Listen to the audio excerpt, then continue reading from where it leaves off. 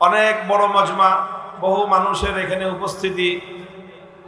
সকলে যদি একটা একটা করে কথা বলেন তাহলে আওয়াজ অনেক বড় হয়ে যায়, মাহফিল করাটা, কথা বলা আমার পক্ষে সম্ভব হবে না। এখানে আয়োজন অনেক বেশি না, মানুষ যত বেশি হয়েছে এই জন্য কিছু সমস্যা হবে। এখন সমস্যা যার যতটুকু হয়, কোনো আওয়াজ না করে, কোনো শব্দ না করে যদি সমস্যার সমাধান করতে পারেন তাহলে করেন। আর যদি আওয়াজ না করে সমস্যার সমাধান করতে না পারেন, যদি আওয়াজ করেন তাহলে তো এখানে মাহফিলের কাজ করা সম্ভব হবে না আমাদের পক্ষে। এই জন্য আপনাদের সকলের প্রতি অনুরোধ যে যে যা করেন কোনো আওয়াজ করবেন না। কি করবেন না? এই আপনি বসেন, আপনি পিছনে, আপনি পিছনে। কেউ কি করবেন না, এদিকে তাকান। কেউ কি করবেন না, এই দুজন লোকরে তাকান। কোনো কি করবেন না, কি বলতেছি? হ্যাঁ, এই আমার এবার দেয়, হ্যাঁ ওয়াজ করতেছি। ওয়াজ কি আওয়াজ আপনি করবেন না আমি করবো? কেউ কোনো কি করবেন না, আওয়াজ করবেন না। যদি কেউ কোনো ডিস্টার্ব করে সোজা গিয়ে একেবারে নাকশা বরাবর ঘুষি মারবেন, কিন্তু কি করা যাবে না, কোনো আওয়াজ করা যাবে না। আপনি যদি আওয়াজ ছাড়া কেউ ডিস্টার্ব করে একেবারে উঠায় নিয়ে পুকুরের মধ্যে ফেলা দিবেন, কিন্তু কি করা যাবে না, আওয়াজ করা যাবে না। আওয়াজ করলে ওয়াজ করা যাবে না। আল্লাহ পাক আমাদের সকলকে বোঝার তৌফিক দান করেন। কর্তৃপক্ষ যারা আছেন আপনারা চতুর্দিকে খেয়াল রাখেন যাতে মানুষের সমস্যা না হয়। মানুষের কোনো সমস্যা হলে সেখানে আপনারা নীরবে গিয়ে নিঃশব্দে সেখানে সমস্যার সমাধান করেন। যত বড় সমস্যা হোক, কেউ কোনো সমস্যার সমাধানের জন্য আওয়াজ করবেন না, কথা বলবেন না। কথা না বলে হাতে ধরে মুখের ইশারা করে সকলকে কথা বোঝানোর চেষ্টা করেন। দুনিয়াতে বোবা মানুষ আছে না? বোবা মানুষ চলে কিভাবে? বোবা মানুষ তো আওয়াজ ছাড়াই সারা জীবন চালায় দিল। তা আপনারা অল্প কিছু সময়, অল্প কিছু সমস্যা কথা ছাড়া সমাধান করতে পারবেন না? ইনশাআল্লাহ পারা যাবে। আল্লাহ আমাদেরকে তৌফিক দান করেন। আমি আপনাদের সম্মুখে কোরআনে পাকের সূরা হামিম সাজদা থেকে কয়েকটি আয়াত তেলাওয়াত করেছি। আমার তেলাওয়াতকৃত আয়াতগুলোর মধ্যে আল্লাহ পাক রব্বুল আলামিন মুমিনদের জন্য, ঈমানদারদের জন্য অনেক বড় একটা সুসংবাদ দান করেছেন, অনেক বড় সুসংবাদ। আল্লাহ বলেছেন, তাতানাজ্জালু আলাইহিমুল মালাইকাতু আল্লা তাখাফু ওয়া লা তাহজানু ওয়া আবশিরু বিল জান্নাতিল্লাতী কুনতুম তুআদুন। মানুষের জীবনের সবচেয়ে কঠিন মুহূর্ত হলো মানুষ যখন মৃত্যুর মুখোমুখি হয়। মৃত্যু এসে যখন মানুষের দুয়ারে হাজির হয়, ওই সময়টা হলো একজন মানুষের সবচেয়ে কঠিন সময়, কঠিন মুহূর্ত। মৃত্যু যন্ত্রণা সবচেয়ে ভয়াবহ এক কঠিন যন্ত্রণার নাম। এই মৃত্যুর সময়ে যখন মানুষ ভয়াবহ বিপদের সম্মুখীন হয়, মানুষ প্রচন্ড আতঙ্কের মধ্যে থাকে। মানুষের মধ্যে ভয় এমনভাবে তাকে গ্রাস করে রাখে যে মানুষ সেই ভয়ে ভীত সন্ত্রস্ত হয়ে পড়ে। ঠিক এই কঠিন সময়ে কিছু মানুষের কাছে আল্লাহর পক্ষ থেকে একদল নূরানী ফেরেশতা এসে হাজির হয়ে যায়। তখনও তারা জীবিত এবং তারা ইহকাল এবং ইহ জগতেই তারা থাকতেই, দুনিয়ার জীবনে থাকতেই এক শ্রেণীর মানুষের কাছে আল্লাহর পক্ষ থেকে ফেরেশতাদের আগমন ঘটে। ফেরেশতারা আল্লাহর পক্ষ থেকে দুটো বার্তা নিয়ে আসে। একটা বার্তা হলো, একটা সংবাদ হলো আল্লাহ তাখাফু ওয়া লা তাহজানু। তাদেরকে অভয় বাণী শোনায়, বলে যে তোমাদের ভয়ের কোনো কারণ নাই, চিন্তার কোনো কারণ নাই। মরণ নিয়ে চিন্তা করো না, কবরের আযাব নিয়ে চিন্তা করো না, হাসরের পরিস্থিতি নিয়ে তোমরা টেনশন করো না, পুলসিরাত কিভাবে পার হবে এগুলো নিয়েও তুমি কোনো চিন্তা করো না, তোমার কোনো ভয়ের কারণ নাই। আল্লাহ আমাদেরকে এই অভয় বাণী তোমার কাছে পৌঁছানোর জন্য আল্লাহ আমাদেরকে দুনিয়াতে পাঠিয়ে দিয়েছেন। প্রথম এই অভয় বাণী দেয়, এরপরে তারা বলে ওয়া আবশিরু বিল জান্নাতিল্লাতী কুনতুম তুআদুন। আরেকটা সুসংবাদ দেয়, একটা শুভ সংবাদের বার্তা দেয়, বলে এই পুল সিরাতটা পার হয়ে আল্লাহ তোমাকে জান্নাত পর্যন্ত পৌঁছায় দিবেন। তোমাকে দুনিয়া থেকে বেহেশত পর্যন্ত পৌঁছানো পর্যন্ত এই পূর্ণ সময়ের তোমার নিরাপত্তা এবং তোমার সব কিছু খেয়াল রাখার জন্য আল্লাহ আমাদেরকে পাঠিয়ে দিয়েছেন। নাহনু আউলিয়াউকুম ফিল হায়াতিদ দুনিয়া ওয়া ফিল আখিরাহ। এই যে ফেরেশতারা বলে, এই যে আমরা যে আসলাম তোমার কাছে, তুমি আর যেই কয় মুহূর্ত বেঁচে আছো আমরা তোমাকে ছেড়ে যাব না। তুমি কবরে যাবা, আমরা তোমাকে ছেড়ে যাব না। তুমি হাসরে উঠবা, আমরা তোমাকে ছেড়ে যাব না। তুমি পুল সিরাত পার হবা, আমরা তোমাকে ছেড়ে যাব না। জান্নাত পর্যন্ত পৌঁছায় দিয়ে তারপরে আমাদের ডিউটি শেষ হবে। কার জান্নাতে যাওয়ার পর তো তোমাকে আর খুঁজে পাই না। বেহেশতে যাওয়ার পর তারপরে তো আর তোমার কোনো প্রয়োজন, কোনো কিছুরই অভাব হবে না। ওয়ালাকুম ফিহা মা তাশতাহি আনফুসুকুম, যা চাইবে সেখানে তোমাদের জন্য সমস্ত আপ্যায়নের ব্যবস্থা থাকবে। নুজুলাম মিন গফুরির রহিম, আল্লাহর পক্ষ থেকে তোমার জন্য সব ধরনের মেহমানদারির আয়োজন থাকবে।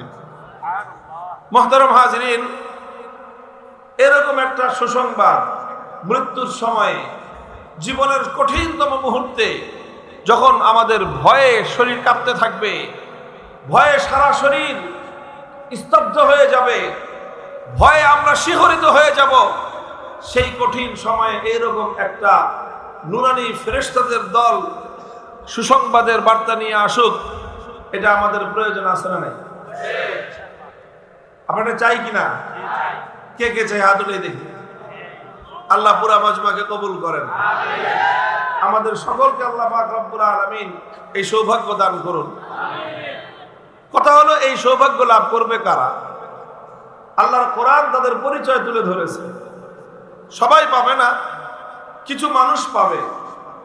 এই সৌভাগ্য যারা পাবে, কোরআনে পাক তাদের দুটি বৈশিষ্ট্য উল্লেখ করেছে। কয়টা বৈশিষ্ট্য? তাদের দুটি বৈশিষ্ট্যের কথা আল্লাহর কোরআন উল্লেখ করেছে। প্রথম বৈশিষ্ট্য হলো ইন্নাল্লাযীনা ক্বালু রাব্বুনাল্লাহ, যারা বলবে আমাদের রব হলেন কে?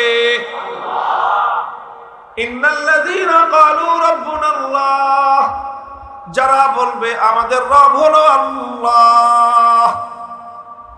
এক আল্লাহর রুবুবিয়তের ঘোষণা করা, এক আল্লাহকে রব বলে ঘোষণা করা, মেনে নেওয়া, এবং এক আল্লাহর রুবুবিয়তকে বিশ্বাস স্থাপন করা, এটা হলো প্রথম বৈশিষ্ট্য। যারা তাদের জীবনে একমাত্র আল্লাহকে রব মানবে, এক আল্লাহকে রব বলে ঘোষণা করবে, আল্লাহ পাক রব্বুল আলামিন ওই শ্রেণীর মানুষের জন্য এই মহা সৌভাগ্যের ব্যবস্থা করবেন। এটা হলো প্রথম গুণ, যে রব মানতে হবে কাকে? এক আল্লাহকে। দুই নম্বর বৈশিষ্ট্য হলো সুম্মাস্তাকামু, শুধু আল্লাহর উপর ঈমান আনলেন, একত্ববাদকে বিশ্বাস করলেন, আল্লাহর রুবুবিয়তের ঘোষণা দিলেন। এই এক ঘোষণা দিয়েই শেষ নয়, বরং দ্বিতীয় বৈশিষ্ট্য হলো মৃত্যু পর্যন্ত এই ঘোষণার উপর অটল এবং অবিচল থাকতে হবে। কোরআনের শব্দ হলো ইস্তাকামু, অর্থাৎ ইস্তেকামতের সাথে থাকতে হবে। শব্দটা আমরা সকলেই যদি কোরআনে পাকের একটা পরিভাষা, আরবি একটা পরিভাষা মুখস্থ করি, খারাপ হবে না ভালো হবে? তাহলে বলেন আমার সাথে, ইস্তেকামত।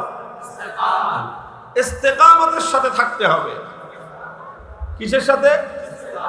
ইস্তেকামত শব্দের অর্থ হলো অটলতা, অবিচলতা। ইস্তেকামত অর্থ কি? অর্থাৎ অটল থাকতে হবে, অবিচল থাকতে হবে। পাহাড়ের মতো দৃঢ় এবং মজবুত থাকতে হবে। অনেক মানুষ তাদের ঈমান হয় কচু পাতার পানির মতো। কচু পাতার পানি বুঝেন? কচু পাতার পানি মানে দেখতে খুব সুন্দর লাগে। কচু পাতার উপর যদি এক ফোঁটা পানি থাকে, একটু পানি থাকে, তো সেই পানিটা এটা মুক্তার মতো দেখতে সুন্দর লাগে। কিন্তু দেখতে যতই সুন্দর লাগুক, কচু পাতার উপর এই পানির কোনো স্থায়িত্ব নাই। সামান্য একটু বাতাসের ঝাপটা যদি এসে লাগে আর পাতাটা যদি একটু কাত হয়ে যায়, তাহলে মুক্তার মতো দেখতে ওই পানিটা আর কচু পাতার উপর থাকতে পারে না। মুহূর্তের মধ্যে সেটা পড়ে যায় এবং সেই পানি আর খুঁজে পাওয়া যায় না। তাহলে কচু পাতার উপরে পানি দেখতে সুন্দর লাগে। দেখতে সুন্দর লাগলে কি হবে? এই পানির কিন্তু কোনো স্থায়িত্ব নাই। যে কোনো মুহূর্তে এই পানিটা এখান থেকে পড়ে যেতে পারে, যে কোনো মুহূর্তে এই পানিটা এখান থেকে অপসারিত হয়ে যেতে পারে। আমাদের মধ্যে বহু মানুষ আছে এমন ঈমানদার, আল্লাহর উপর ঈমান এনেছে, আল্লাহকে রব বলে মেনেছে, আল্লাহর রুবুবিয়্যতের ঘোষণা দিয়েছে, একত্ববাদকে ধারণ করেছে, কিন্তু ধারণ করলে কি হবে? তার মধ্যে ইস্তেকামত নাই, দৃঢ়তা নাই, অটলতা নাই। তার ঈমান হলো কচু পাতার পানির মতো। কচু পাতার পানির মতো একটু ধাক্কা আসলেই ঈমান থেকে সরে যায়, একটু বিপদ আসলেই ঈমান থেকে সরে যায়। এই জন্য আল্লাহ বলতেছেন, আমি তোমাদেরকে অনেক বড় সৌভাগ্য দান করব, অনেক বড় পুরস্কার দিব। শর্ত হলো আল্লাহকে রব মানতে হবে এবং এই মানার উপর ইস্তেকামতের সাথে থাকতে হবে। এই জন্য ইস্তেকামত, দৃঢ়তা আর অটলতা, এটা ইসলামের অনেক বড় একটা গুণ, এটা মুমিনের অনেক বড় একটা বৈশিষ্ট্য। প্রত্যেক মুমিনের দায়িত্ব আর কর্তব্য হলো ইস্তেকামতের এই বৈশিষ্ট্য অর্জন করার চেষ্টা করা। কারণ ইস্তেকামতের অনেক ফজিলত রয়েছে। হযরতে সুফিয়ানে সৌরি রহমতুল্লাহি আলাইহি, সুফিয়ানে সৌরি রহমতুল্লাহি আলাইহি অনেক বড় একজন তাবেঈ। তিনি বলেছেন, আল ইস্তিকামাতু ফিদ দুনিয়া কাল মুরুরি আলা সিরাতি ফিল আখিরাহ। আল ইস্তিকামাতু ফিদ দুনিয়া কাল মুরুরি আলা সিরাতি ফিল আখিরাহ। দুনিয়াতে ইস্তিকামতের সাথে থাকা আর আখিরাতে পুল সিরাত পার হওয়া এক সমান। দুনিয়ার কোন মানুষ যদি আখিরাতে পুল সিরাত পার হতে চায়, পুল সিরাত বুঝেন কি জিনিস? পুল সিরাত হলো একটা ব্রিজ। আসলে বাংলায় আমরা পুল সিরাত বলি, আরবিতে শব্দটা হলো আস-সিরাত। পুল শব্দটা আরবিতে নাই, কিন্তু এটাকে আমরা বাংলায় পুল সিরাত বলি কেন? বাংলায় বলে, উর্দুতে বলে, ওখান থেকে শব্দটা বাংলায় পুল সিরাত ব্যবহার হয়। মূলত আখিরাতে আমরা যখন কবর থেকে উঠব, আখিরাতের যখন আমাদের জিন্দেগি শুরু হবে, তো আখিরাতের জীবনের একটা ম্যাপ, একটা চিত্র হলো এরকম যে যেখানে আমরা সকলে জড়ো হব, সমস্ত মানুষ, সেটা হলো হাসরের মাঠ। এই হাসরের মাঠে দুনিয়ার সব মানুষ একত্রিত হবে। হাসরের মাঠের ঠিক উল্টা দিকে হলো আল্লাহর জান্নাত এবং বেহেশত। একদিকে হাসরের ময়দান, আর এর উল্টা দিকে কি? বেহেশত এবং জান্নাত। আর এই হাসরের মাঠ এবং বেহেশতের মধ্যখানে হলো জাহান্নাম। মাঝখানে কি? একদিকে হাসরের মাঠ, তারপরে জাহান্নাম, তারপরে বেহেশত। সুতরাং আমরা সব মানুষ থাকবো কোথায়? হাসরের মাঠে। যাইব কোথায়? যাইতে চাই কোথায়? বেহেশতে যেতে চাই। হাসরের মাঠ থেকে যদি কেউ বেহেশতে যেতে চায়, মাঝখানে কি? মাঝখানে হলো জাহান্নাম। এখন এই জাহান্নাম পার হওয়া ছাড়া বেহেশতে যাওয়ার কোনো রাস্তা নাই। জাহান্নাম পার হবেন কিভাবে? আল্লাহ পাক রব্বুল আলামিন এই জাহান্নামটা পার হওয়ার জন্য একটা ব্রিজ তৈরি করবেন।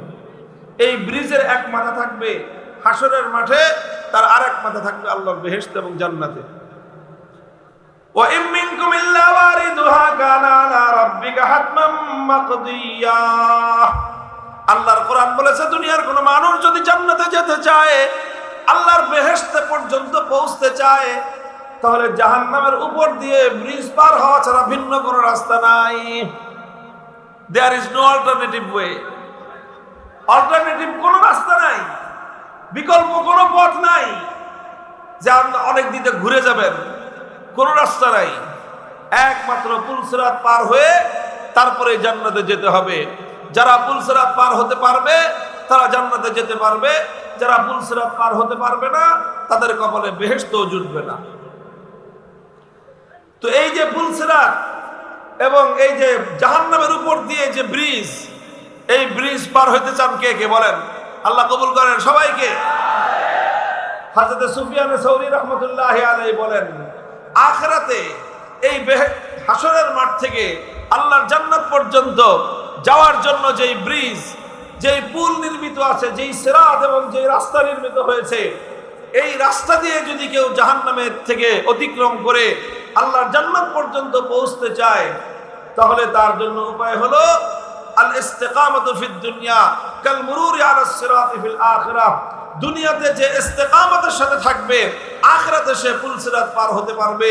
যে আখিরাতে পুলসিরাত পার হতে চায় সে যেন দুনিয়াতে ইস্তিকামতের সাথে থাকে। ইস্তিকামত দৃঢ় থাকা, ঈমানের উপর অটল থাকা, ঈমানের উপর অবিচল থাকা, ঈমানের উপর অনড় থাকা, এটা মুমিনের অনেক বড় বৈশিষ্ট্য। এই বৈশিষ্ট্য ছাড়া মুমিন প্রকৃত অর্থে মুক্তি এবং নাজাত লাভ করতে পারবে না।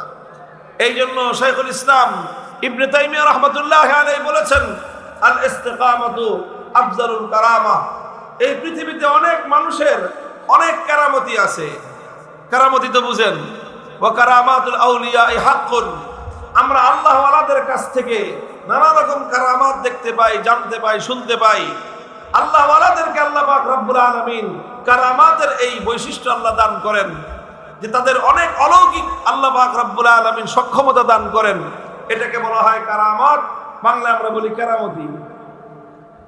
শাইখুল ইসলাম ইবনে তাইমিয়া রাহমাতুল্লাহি আলাইহি বলেন, আকাশে শূন্যের উপর দিয়ে উড়ে যাওয়া এটা বড় কারামত নয়, আগুনের উপর দিয়ে হেঁটে যাওয়া এটা বড় কারামত নয়, মুহূর্তের মধ্যে এক দেশ থেকে আরেক দেশে চলে যাওয়া এটা বড় কারামত নয়। বরং এই পৃথিবীতে মানুষের জন্য সবচেয়ে বড় কারামত হলো একজন মানুষ যদি ইস্তিকামতের সাথে অটল আর দৃঢ় থাকতে পারে, সেটাই হলো দুনিয়ার সবচেয়ে বড় কারামত। এটা অনেক বড় কারামত। হযরত জুনায়েদ বাগদাদী রাহমাতুল্লাহি আলাইহি সম্পর্কে তার জীবনেতে পাওয়া যায় যে এক লোক জুনায়েদ বাগদাদীর অনেক কথা শুনেছে, অনেক নাম শুনেছে তার, সারা দুনিয়ার মানুষের কাছে ওনার সুপরিচিতি, সুখ্যাতি, মনে করছে অনেক বড় বুজুর্গ তিনি, না জানি তার কত কারামত থাকবে। তো ওই লোকটা জুনায়েদ বাগদাদীকে দেখার জন্য, পরখ করার জন্য আসছে যে অনেক বড় আল্লাহওয়ালা, অনেক বড় বুজুর্গ, তাহলে ওনার অনেক কারামত থাকবে, ওনার সঙ্গে কিছুদিন থাকি আর ওনার কারামত আমি একটু দেখি। সে লোকটা অনেক দিন থাকছে, মনে করেন 30-40 দিন, 1 চিল্লা পর্যন্ত থাকছে। থাকার পরে লোকটা হতাশ হয়ে সে জুনায়েদ বাগদাদীকে বলতেছে যে হুজুর, আমি তো আসছিলাম অনেক আশা নিয়ে। কি আশা নিয়ে? শুনছি মানুষ আপনাকে অনেক বড় আল্লাহওয়ালা বলে, আপনি নাকি অনেক বড় বুজুর্গ। তো এই জন্য আমি আসছিলাম, মনে করছি এত বড় আল্লাহওয়ালা, এত বড় বুজুর্গ, না জানি তার কত রকম কারামত থাকবে। সে তো কোনো সময় মাটির উপর দিয়ে হাঁটবেই না, সে আকাশ দিয়ে উড়ে যাবে, পানির নিচ দিয়ে চলে যাবে, আগুনের উপর দিয়ে হাঁটে যাবে। এইসব কত রকম কেরামতি দেখবো, এই আশা নিয়ে আমি আসছিলাম। কিন্তু 1টা মাস থাকলাম, কোনো কেরামতি তো আপনার দেখলাম না। আপনি কি বুজুর্গ হইলেন? জুনায়েদ বাগদাদী রাহমাতুল্লাহি আলাইহি লোকটাকে বুঝতে পারলেন যে এই লোকটা তো আসলে প্রকৃত মানুষের নেককারী, প্রকৃত মানুষের দিনদারি কি সেটা বুঝতেই পারে নাই। তাকে বোঝানোর জন্য বললেন, আচ্ছা ঠিক আছে, তুমি হতাশ হয়ে ফিরে যাচ্ছ, যাও, কিন্তু যাওয়ার আগে আমাকে একটা প্রশ্নের উত্তর দাও। এই যে এতদিন যে আমার সাথে থাকলা, আমাকে আল্লাহর নবীর সুন্নতের খেলাফ কোনো কাজ করতে দেখেছো? কয় না, তা তো দেখি না। আপনি একেবারে কোরআন হাদিস মোতাবেক সুন্নতের উপর আপনি আমল করেন, আল্লাহর প্রত্যেকটা হুকুম পালন করেন, নবীর প্রতিটা তরিকা আপনি মেনে চলেন। বললেন তখন যে দেখো, একটা লোক 1 মাসের মধ্যে আল্লাহর নবীর সুন্নতের খেলাফ একটা কাজ করলো না, সে আল্লাহর হুকুমের উপর, নবীর তরিকার উপর এত দৃঢ় আর অটল থাকে, ইস্তিকামতের সাথে থাকতে পারে, দুনিয়াতে এর চেয়ে বড় আর কোনো কারামত হতেই পারে। আল্লাহ পাক রব্বুল আলামিন আমাদের সকলকে ইস্তিকামতের সাথে থাকার তৌফিক দান করেন। ইস্তেকামত অনেক হিম্মতের কাজ, অনেক সাহসিকতার কাজ। ইস্তেকামতের সাথে থাকতে হবে ইনশাআল্লাহ। রব বলেছি কাকে? রব বলেছি কাকে? জোরে বলেন। আল্লাহকে রব বলবেন আর এমনি খুব সহজেই দুনিয়ার জীবন পার হয়ে সুরসুরায়ে জান্নাতে চলে যাবেন, ব্যাপারটা কিন্তু এত সহজ না। আহাসিবান নাসু আন ইউতরাকু আন ইয়াকুলু আমান্না ওয়া হুম লা ইফতানুন। আল্লাহর কোরআন বলতেছে দুনিয়ার মানুষ কি এটা চিন্তা করে আন ইয়াকুলু আমান্না ওয়া হুম লা ইফতানুন, যে মানুষ বলবে যে আমি ঈমানদার, ঈমানদার মুখে শুনেই, মুখে বললেই আল্লাহ পাক রব্বুল আলামিন মানুষকে সব ঘাটি পার করে জান্নাত পর্যন্ত পৌঁছে দিবেন। তার জীবনে কোনো পরীক্ষা আসবে না, তার জীবনে তাকে কোনো পরীক্ষা দিতে হবে না। মানুষ কি এমনটা ভেবেছে? কোশ্চেন কালেও এটা হতে পারে না। তুমি যখন বলবা আমি ঈমানদার, পরীক্ষা তোমাকে দিতে হবে।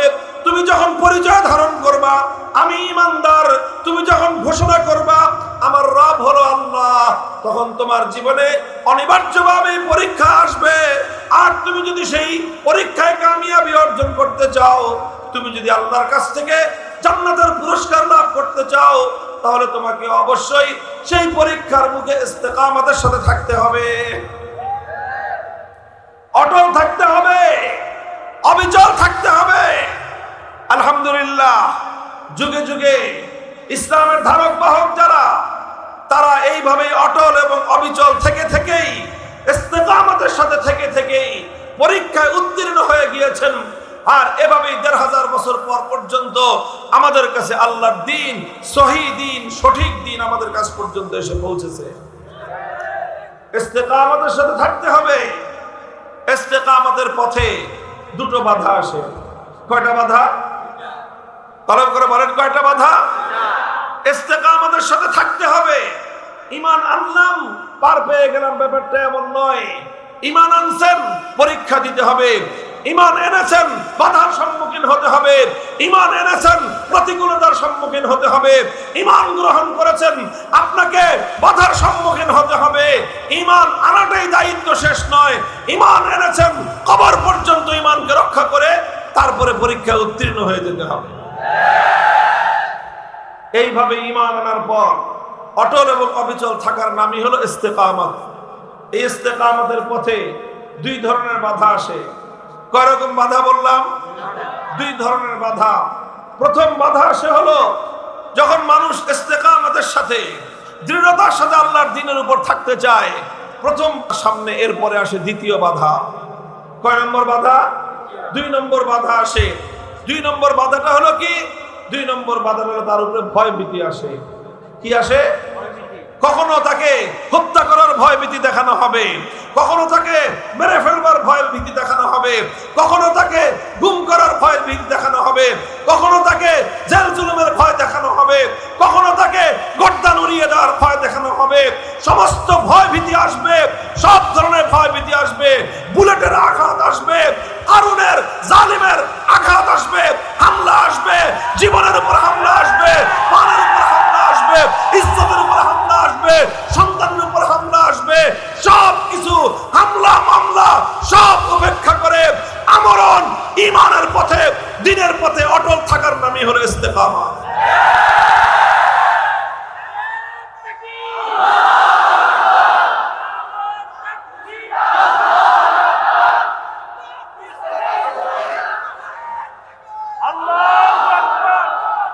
প্রথম বাধা কি বললাম? লোভ লালসা। ২ নম্বর বাধা ভয় ভীতি। প্রথমে আসবে লোভ লালসা। যারা লোভের সামনে কাত হয়ে যাবে, লোভের সামনে যারা আত্মসমর্পণ করবে, লালসার সামনে, দুনিয়ার স্বার্থের সামনে যারা পরাজিত হয়ে যাবে, তাদের জীবনে কোনো ভয় ভীতি নাই, তাদের জীবনে কোনো সমস্যা আসবে না। দুনিয়াতে তাদের সামনে সব ধরনের সুযোগ সুবিধা, বাতিল শক্তি, ইসলাম বিরোধীরা তার সমস্ত সুযোগ সুবিধা করে দিবে। আর যারা এই লোভ লালসার সামনে ঈমান বিক্রি করবে না, যারা লোভ লালসার সামনে মাথা নত করবে না, যারা লোভ লালসার ফাঁদে পড়ে নিজেদের ঈমানকে ধ্বংস করবে না, মনে রাখতে হবে শুধু লোভ লালসার পরীক্ষা দিয়েই উত্তীর্ণ হওয়া যাবে না। অধিকাংশ ক্ষেত্রে দ্বিতীয় বাধা আসবে, সেই বাধার নাম হলো ভয় আসবে, ভীতি আসবে, হুমকি আসবে, হামলা আসবে, মামলা আসবে, এমনকি জীবন দেওয়া লাগতে পারে, রক্ত দেওয়া লাগতে পারে। সব কিছু দিতে হলেও নিজের মধ্যে হিম্মত রাখতে হবে, দিলে সব দিব, জীবন দিলেও দিতে পারি, ঈমান ছাড়তে পারবো না। মুহতারাম হাজিরিন, বলতেছিলাম ১৫০০ বছর পর্যন্ত ঈমান মুসলমানদের কাছে এমনিতে আসে নাই। আল্লাহর এই জমিনে ঈমান এমনি টিকে নাই। আল্লাহর এই জমিনে আল্লাহর দ্বীন এত সহজেই টিকে থাকে নাই। যুগে যুগে ইসলামের ধারক বাহক যারা, তাদেরকে ইস্তেকামতের পরীক্ষা দিতে হয়েছে, তাদেরকে অটল আর অবিচল থাকতে হয়েছে।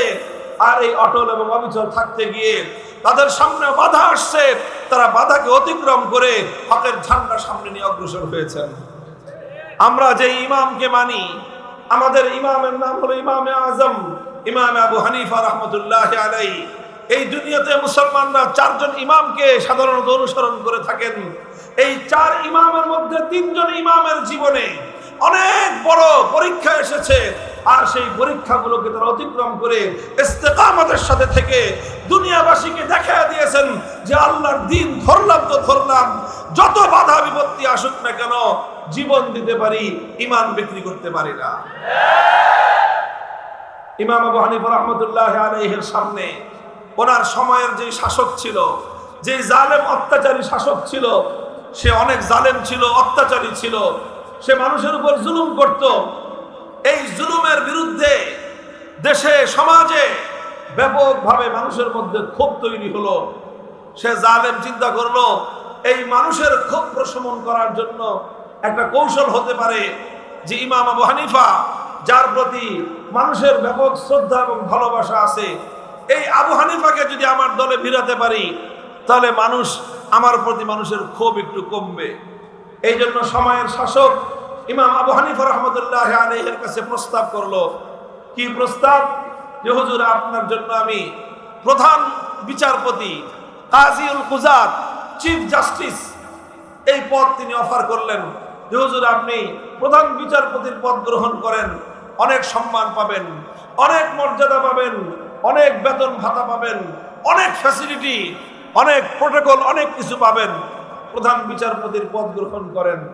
ওনাকে ওনার হক পথ থেকে সরানোর জন্য, অন্যায়ের বিরুদ্ধে কথা বলার এই কণ্ঠকে স্তব্ধ করে দেওয়ার জন্য অত্যাচারী জালিম শাসক ইমাম আবু হানিফার সামনে লোভ লালসার এই ফাঁদ পাতলো এবং ওনাকে ক্ষমতার মসনদের লোভ দেখালো যে আপনি বিচারপতির আসন গ্রহণ করেন।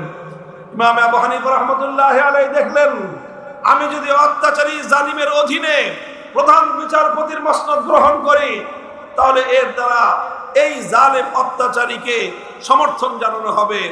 আমি যদি তার অধীনে প্রধান বিচারপতি হই তাহলে তার প্রতি আমাকে সমর্থন ব্যক্ত করা লাগবে। এতে মানুষ বিভ্রান্তিতে পড়বে, মানুষ মনে করবে যে ইমাম আবু হানিফার মতো লোক যদি এই জালেম শাসকের পক্ষে থাকে তাহলে আর আমরা এর বিরুদ্ধাচরণ করার দরকার কি? এই জন্য ইমাম আবু হানিফা রাহমাতুল্লাহি আলাইহি প্রধান বিচারপতির পদ, এত সম্মান, এত মর্যাদা, এত সুযোগ সুবিধার এই পদকে তিনি লাথি মারলেন। বললেন যে ইমাম আবু হানিফা, নুমান ইবনে সাবিত কোন অত্যাচারী জালেম শাসকের অধীনে সরকারি চাকরি করবে না। লোভকে তিনি পরাস্ত করলেন, লোভের বাধাকে তিনি অতিক্রম করলেন। প্রথম বাধা অতিক্রম হলেই শেষ, এরপরে আরো বাধা আছে। এরপরে 2 নম্বর বাধা। 2 নম্বর বাধাটা কি? ভয় ভীতির বাধা। সেটা সেই বাধাই আরোপ করলো। ইমামকে পুলিশ পাঠায় জালেম অত্যাচারী শাসক অ্যারেস্ট করলো, গ্রেফতার করলো, জেলখানার অন্ধকার কারা প্রকোষ্ঠে তাকে বন্দী করলো, আর বলল যতদিন পর্যন্ত আপনি এই প্রধান বিচারপতির পদ গ্রহণ করে আমার প্রতি আপনি সমর্থন ব্যক্ত না করবেন ততদিন পর্যন্ত কারাগার থেকে আপনার মুক্তি নাই। ইমাম আবু হানিফা বললেন, কারাকে বরণ করে নিলাম, কারাগারের অন্ধকার প্রকোষ্ঠকে বরণ করে নিলাম, বন্দিত্বকে বরণ করে নিলাম, স্বাধীনতাকে বিসর্জন দিলাম, সমস্ত কষ্টকে আমি হাসি মুখে বরণ করে নিলাম, কিন্তু আমার পক্ষে একজন অত্যাচারী জালেম শাসকের প্রতি সমর্থন ব্যক্ত করা সম্ভব নয়। তিনি ওইভাবেই জালিমের জিন্দানখানায় বন্দিত্বকে বরণ করলেন। জালিমের জিন্দানখানায় তিনি আটক থাকলেন। জালিম চিন্তা করলো এইভাবে আটক রেখে লাভ কি, কিছুদিন পরে যদি আবার বের হয় তাহলে এই ইমামের জনপ্রিয়তা তো আরো বেড়ে যাবে। এই জন্য শেষ পর্যন্ত ঐতিহাসিকরা লেখে সে কারাগারের মধ্যে ইমামে আবু হানিফার বিরুদ্ধে ষড়যন্ত্র শুরু করলো, আর ষড়যন্ত্রমূলক ভাবে ইমামের খাবারের সঙ্গে বিষ মিশ্রিত করে, বিষ প্রয়োগ করে কারাগারের অন্ধকার চার দেয়ালের মধ্যখানে ইমামে আজম এই পৃথিবীর ইতিহাসে, ফিকহের ইতিহাসে সর্ববৃহৎ সবচেয়ে বড় ইমামকে, এই পৃথিবীর সবচেয়ে বড় জামাতের ইমাম যিনি, পৃথিবীর সবচেয়ে বেশি মানুষ যার অনুসরণ করে, যার মাযহাব মানে, সেই মহান ইমাম ইমামে আজম নুমান ইবনে সাবিত ইমাম আবু হানিফা রাহমাতুল্লাহ আলাইহিকে শেষ পর্যন্ত বিষ প্রয়োগ করে শহীদ করা হয়েছে, হত্যা করা হয়েছে। ইমাম আবু হানিফা রাহমাতুল্লাহ আলাইহি প্রথমে লোভ লালসার সরকারি পদ এই প্রস্তাব প্রত্যাখ্যান করেছেন। এরপরে ওনার উপর ভয় ভীতি এসেছে, জুলুম নেমে এসেছে, নির্যাতন নেমে এসেছে। তিনি জুলুম আর অত্যাচারের স্টিম রোলারকে বরদাস্ত করে নিয়েছেন, জালিমের সামনে মাথা নত করেন নাই।